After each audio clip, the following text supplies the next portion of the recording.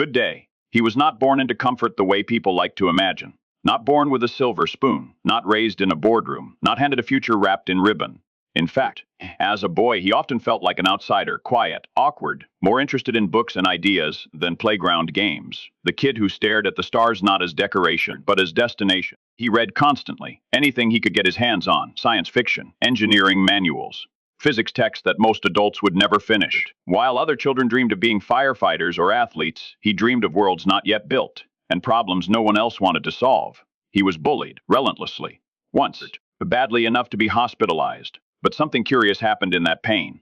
Instead of shrinking, his imagination expanded. Instead of surrendering, he calculated. He learned early that the world does not reward comfort. It rewards persistence. And that if you want something badly enough, you may have to build it yourself.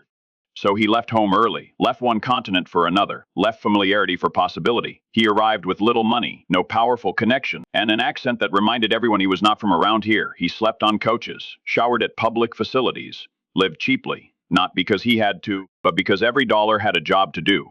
He studied physics and economics, not because they were fashionable, but because they explain how reality works and how systems fail. And then, quietly, he began fixing those failures. His first success did not make him famous. It made him solvent. He helped build a way for people to move money across the newborn internet, something so ordinary today we forget how radical it once was.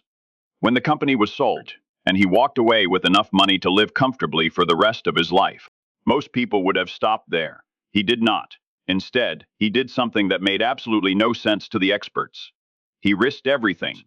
He poured his fortune into ideas that others called foolish. Electric cars when gasoline ruled, reusable rockets when rockets were meant to be thrown away, private spaceflight when only governments dared dream that big. And he failed. Oh, how he failed. Rockets exploded, deadlines collapsed, engineers quit, critics laugh. He came within weeks, sometimes days, of bankruptcy. At one point, he had enough money for either one more rocket launch or peril, not both. He chose the launch because he believed something few people understand. That progress does not come from playing it safe. It comes from betting everything on the future. When that rocket finally worked, it changed history. Suddenly, space was no longer only for superpowers. Rockets could land themselves. Coasts fell. The impossible became repeatable. At the same time, his electric car company teetered on the edge. Industry veterans said it couldn't be done, that batteries were impractical, that people would never give up engines that roared for ones that hummed. They were wrong. The cars worked. The batteries improved. The factories scaled. And slowly, the world followed. Today, nearly every major automaker builds electric vehicles. Not because they wanted to, but because they had to. He forced the future to arrive early. But that wasn't enough. He looked at the sky and saw vulnerability, at roads and saw inefficiency, at communication and saw fragility. So he built satellites, thousands of them, to bring internet access to places maps had forgotten. He dug tunnels to rethink transportation. He warned about artificial intelligence before it became fashionable to fear it. Some call him reckless. Others call him visionary. Many call him difficult. But no one calls him idle.